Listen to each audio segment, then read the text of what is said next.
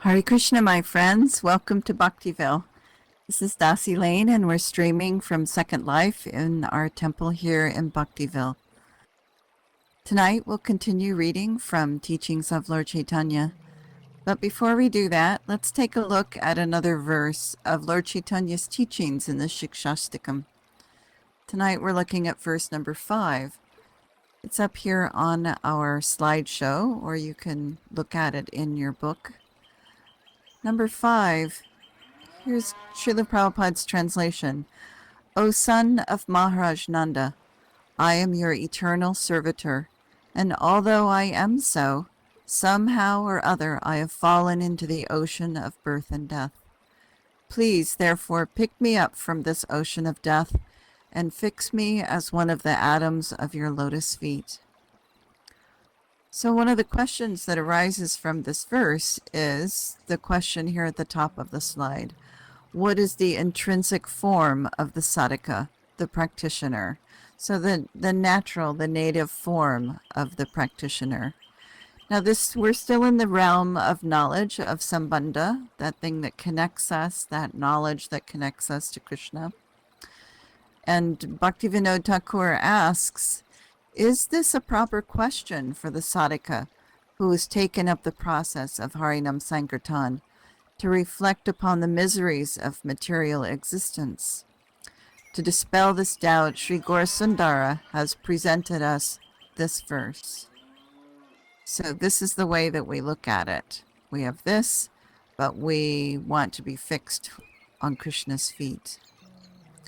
He also says it is to be understood from this that the bhakti sadhaka must completely renounce the desires for material enjoyment and liberation. Easier said than done, I would say, but that's our goal. In the same book, this Shikshastakam book, Srila Bhaktisiddhanta Saraswati comments on his father's comments, which I think is pretty awesome. And this paragraph on the next slide is all of it laid out very succinctly. So I'll just read directly from this. Sri Nanda Nandana is the worshipful object for all living entities. Every jiva is by nature a servant of Krishna. Servitude unto Krishna is inherent within the eternal constitutional nature of every living entity. The jiva, having become indifferent to the sense of servitorship towards Krishna, is drowning in the insurmountable and fearful ocean of material existence. On this account, he is tormented by the threefold miseries of material life. In this condition, the living entity's only support is the mercy of the Lord. If Sri Krishna, out of his causeless mercy, accepts the jiva as a particle of dust at his lotus feet, then the jiva's covered identity and eternal disposition of servitorship to Sri Krishna can become manifest once again. Just lays it all out there. That's it. This, then this, then this, then this. It's a wonderful paragraph. Describes it all. So that's the section of Shikshastakam that deals with knowledge. So the next week, we'll start looking at the next step. Prayojana, our practice, what we do, the activities that we do. But here in Teachings of Lord Caitanya, I think we're going to get into just that tonight. So we're on page 61 of the PDF. And we'll start reading the first full paragraph on that page, which we read last week, but it's always good to overlap a little bit. The Lord accepted the two brothers as his own devotees and cited one verse from the scriptures, which states that a Brahmin who has studied the 4 Vedas may not be his devotee, but a pure devotee coming from a very low family may be accepted by him. The Lord then embraced the two brothers, and by his causeless mercy he touched his lotus feet on their heads. When they were so blessed, both the brothers came to offer their prayers to the Lord in their own words. The prayers said that Lord Sri Krishna Caitanya Mahaprabhu, who is Krishna himself, has assumed the form of fair complexion, Gauranga, and is the most munificent incarnation of Krishna because he is distributing love of Krishna.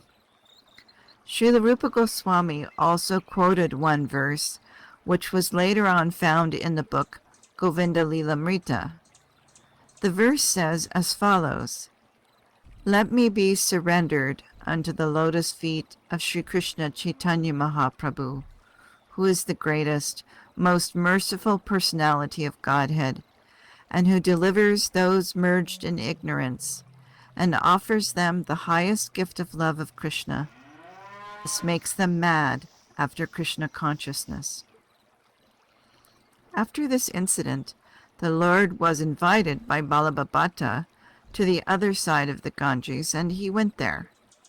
But wherever he used to go, Rupa Goswami would follow him, and was staying with him. The Lord felt inconvenience in crowded places, and therefore he asked Rupa Goswami to accompany him to the bank of the Ganges known as Dashamwamedaghat. And for 10 days, he instructed Rupa Goswami about the truth of Krishna, the principles of devotional service, and the transcendental mellows. All was described in full detail, so that in future he could distribute the science of Krishna in his book, Bhakti Rasamrita Sindhu.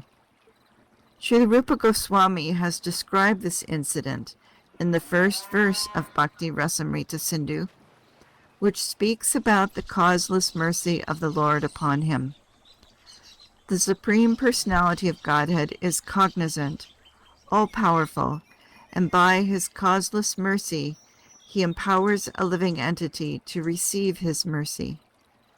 People in general, being under the spell of conditioned life, are averse to the devotional service and Krishna consciousness. They are unaware of the principles of Krishna consciousness, namely, one's eternal relationship with the Supreme Personality of Godhead, the ultimate goal of life, which is to return back to home, back to Godhead, and the process of returning to the spiritual world. These things are unknown to the conditioned soul.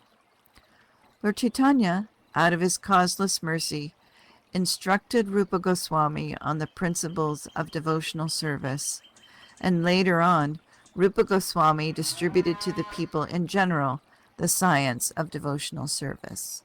Hey, Haribo Kandita, nice to see you. Srila Rupa Goswami has described Lord Caitanya in the prologue to Bhakti Rasamrita Sindhu as follows. I am offering my respectful obeisances unto the lotus feet of the Personality of Godhead, known as Lord Chaitanya Deva, because, inspired by him, I am feeling it within my heart to write something about devotional service.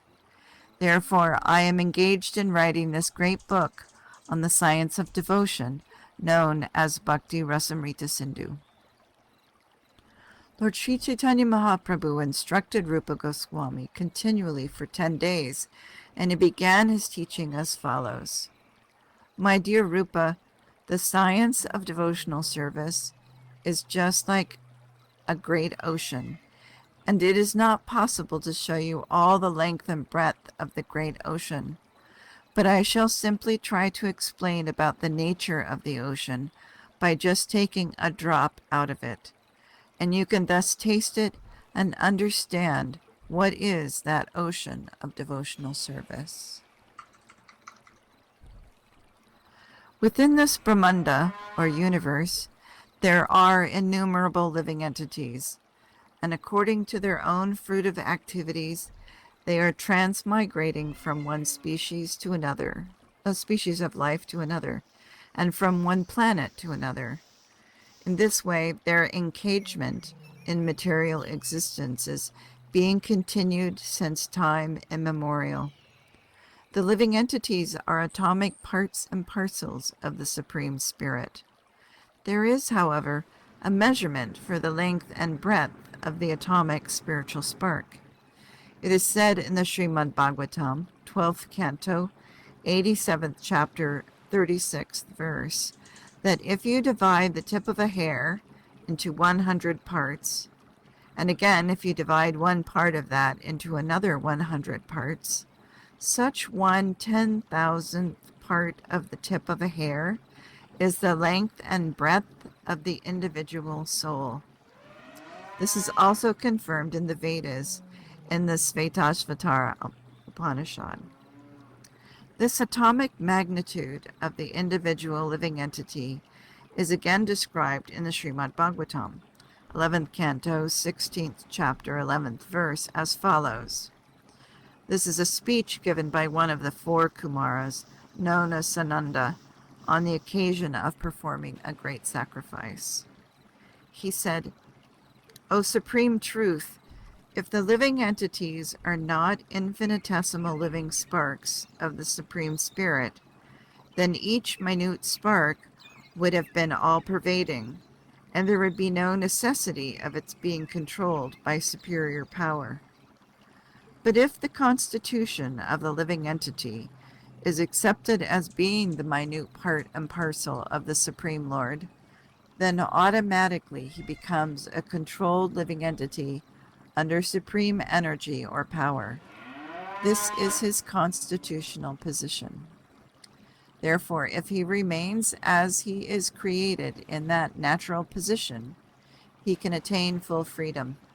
As such, if somebody by mistake calculates that his constitutional position is equal to the constitutional position of the Supreme Personality of Godhead, then he becomes contaminated by the doctrine of non-duality, and his efforts in transcendental life are without any effect." The Lord continues his teaching, saying that there are two kinds of living entities. One is called eternally liberated, and the other is called eternally conditioned. Out of the eternally conditioned living entities, again, they are divided into two classes, namely the moving and the non-moving entities. Those who cannot move, who, like trees, for example, are standing in one place, are called non-moving entities.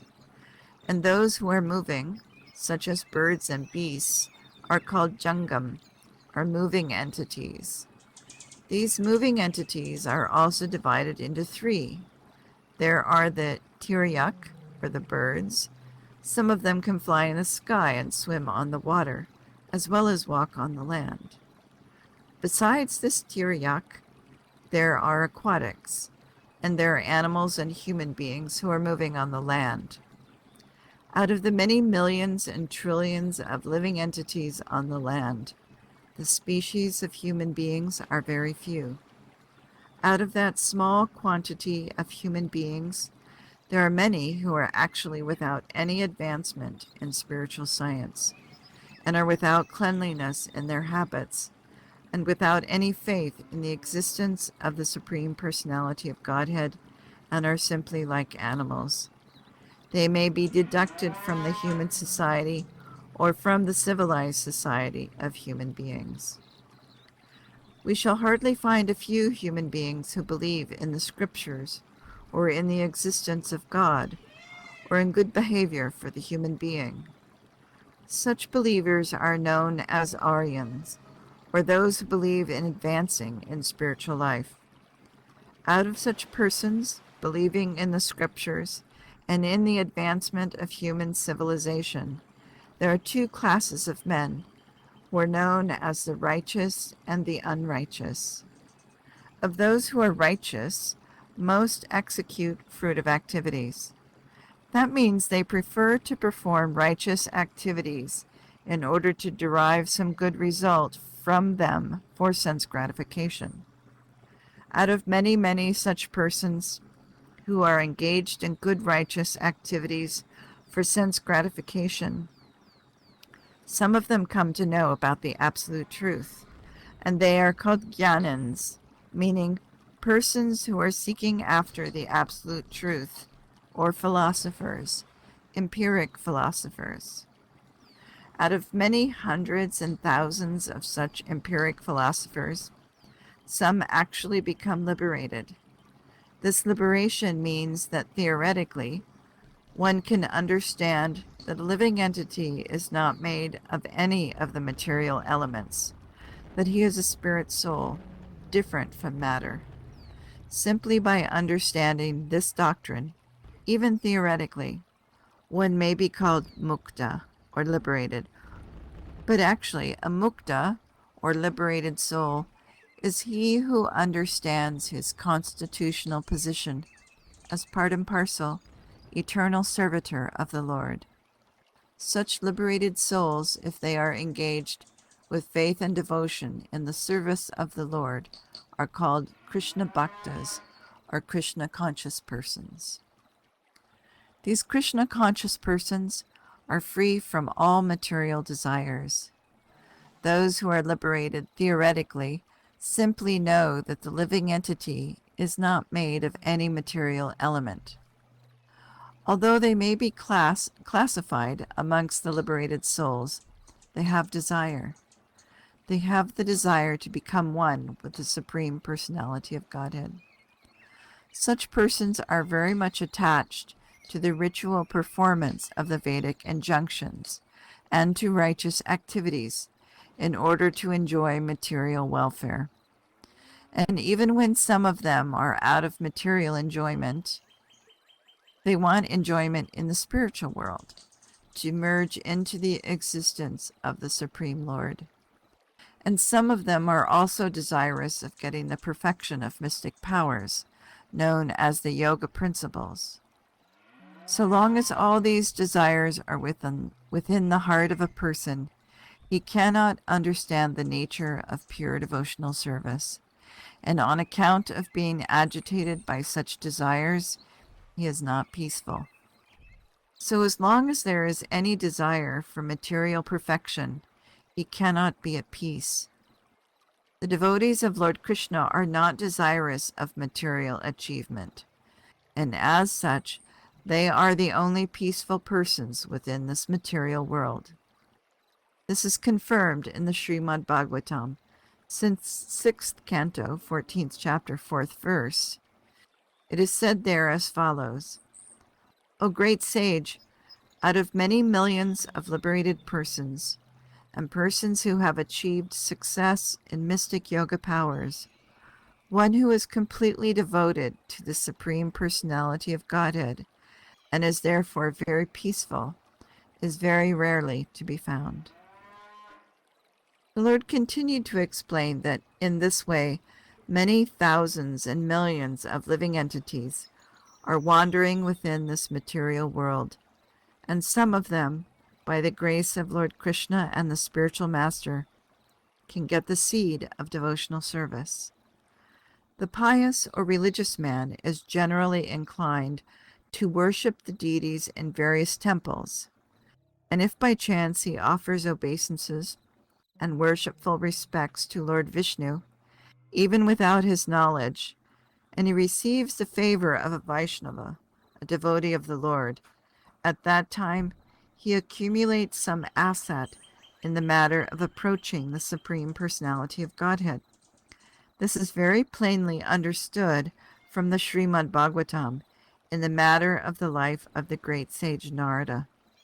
Narada got the chance of serving the Vaishnavas in his previous life, and thus he was favored by the devotees of the Lord, with the result that he became a great sage, as he is known, Narada Muni. The Vaishnavas, or devotees, are generally very compassionate toward the conditioned souls, and even being uninvited by any conditioned soul, a devotee goes from door to enlighten people from the darkness of nescience, and to inject in them knowledge in various ways about their constitutional position of being engaged in devotional service or Krishna consciousness. Such persons are devotees empowered by the Lord, and they are especially empowered to distribute devotional consciousness or Krishna consciousness to the people in general. They are known as authorized spiritual masters. It is just by the mercy of such an authorized spiritual master that a conditioned soul gets the seed of devotional service. The causeless mercy of the Supreme Personality of Godhead is first appreciated when one is in touch with a bona fide spiritual master who can enlighten the conditioned soul to the highest position of devotional life. Therefore, Lord Caitanya said that by the mercy of the spiritual master, one can achieve the causeless mercy of the Lord.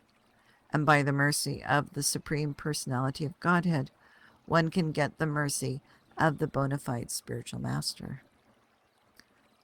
By such mercy from the spiritual master and Krishna, one receives the seed of devotional service, and one has to sow the seed in the field of his heart, just as a gardener sows the seed of a valuable tree.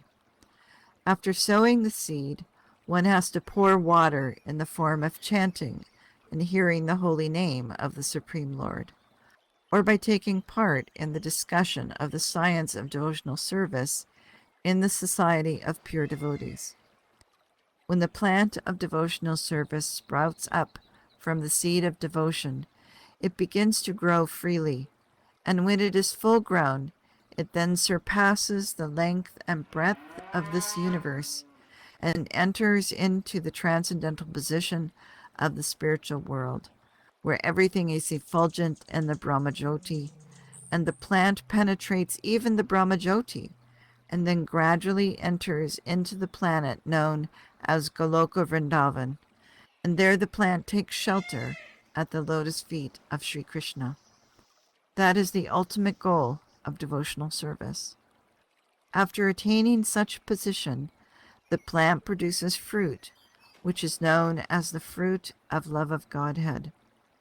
The devotee or the transcendental gardener has, however, to pour water on the plant daily in regulation by the process of chanting and hearing.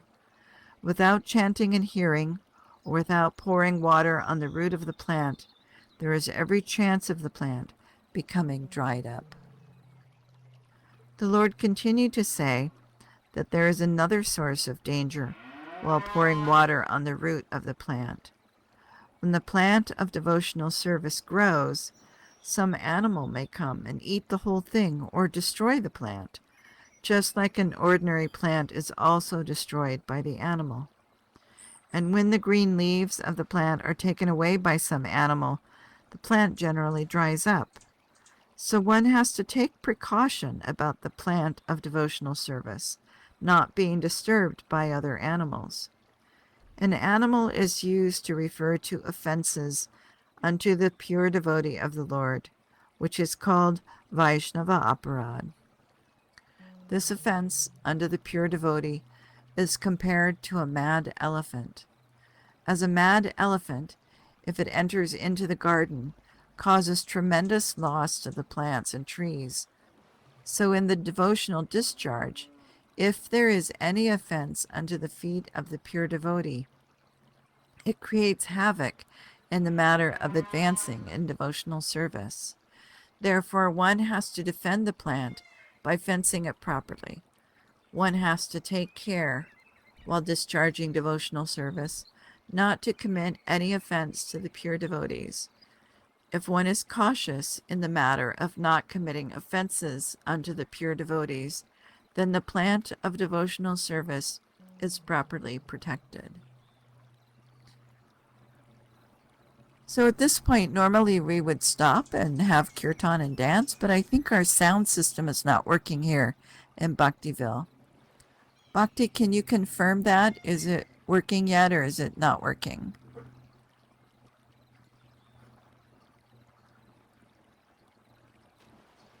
Not working. All right, so I'll keep reading until the end of our time. Offenses are of 10 kinds, and they are also known as offenses unto the holy name. The first offense is to blaspheme great devotees who have tried to spread the glories of the holy name all over the world. If one is unnecessarily envious of a devotee who is trying to spread the holy name all over the world in execution of the order of his spiritual master, such a rascal is the greatest offender at the feet of the holy name. The holy name of Krishna is non-different from Krishna, and Lord Krishna cannot tolerate such offenses as to decry a pure devotee who is spreading his holy name all over the world. The second offense is to deny that Lord Vishnu is the absolute truth. There is no difference between his name, quality, form, pastimes, and activities. But one who sees a difference in these different functions of the Supreme Lord is also an offender. In the same way, the Lord being supreme, nobody is equal to or greater than the Supreme Lord.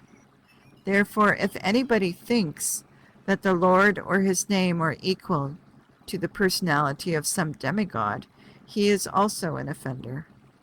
Such a conception of equality between the Supreme Lord and the demigods is not very congenial to the performance of devotional service. The third offense is to consider the bona fide spiritual master as one of the common men. The fourth offense is to blaspheme Vedic literature and the corollaries of the Vedic literature, the Puranas. The fifth offense is to consider the glories of the holy name as an exaggeration. The sixth offense is to imagine a perverted meaning of the holy name.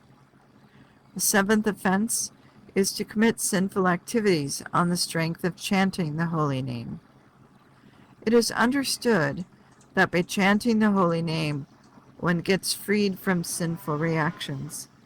But that does not mean that one should perversely act sinfully on the strength of his chanting the holy name of the Lord. That is the greatest offense. The eighth offense is to consider that religious, ritualistic performances, austerity or renunciation, or the performance of sacrifices are on an equal level with chanting the holy name. Chanting the holy name is as good as the Supreme Personality of Godhead, and other pious activities may be a means to approach the Supreme Personality of Godhead, but when they are employed for some material achievement, they are called offensive. The ninth offense is that the glories of the holy name of God may not be preached to a faithless person, and to speak about the glories of the holy name unto such persons is also another offense. The 10th and last offense is to maintain material attachment, even after hearing and chanting the holy name of God. The idea is that by chanting the holy name, without any offense, one may be elevated to the liberated condition. And the liberated condition means that one gets freedom from all kinds of material attachment. So if it is found that a chanter of the holy name still has material attachment, then that is called an offense. When the plant of devotional service is growing, there is still another chance of disturbance. Along with the growth of the plant of devotional service, there are other plants also growing. They are material desires. When one is advanced in devotional service, it is natural that many persons will come to the devotee for becoming his disciples and will offer him some material gains. So if a person becomes attracted by the increased number of disciples and the material conveniences offered by the disciples, and forgets his duty as a bona fide spiritual master, that is another disturbance in the growth of the plant of devotional service. It may be that, by taking advantage of material convenience, one becomes addicted to enjoy the material comforts of life. And we'll stop there at 6:30. Kandita, you had a question. You have a question mark there in chat. Can I speak? Yes, please. You said your sound isn't our sound isn't working, but I can hear you. We can hear you. Oh, it's the music that's not working. For some reason, Oh, our radio station's not working today. oh, I see.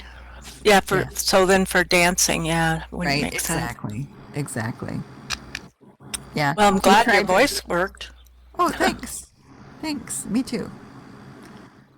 All right. Well, now that we're all working on our gardens, now that spring is here and summer is coming, we're all thinking about the plants that are growing.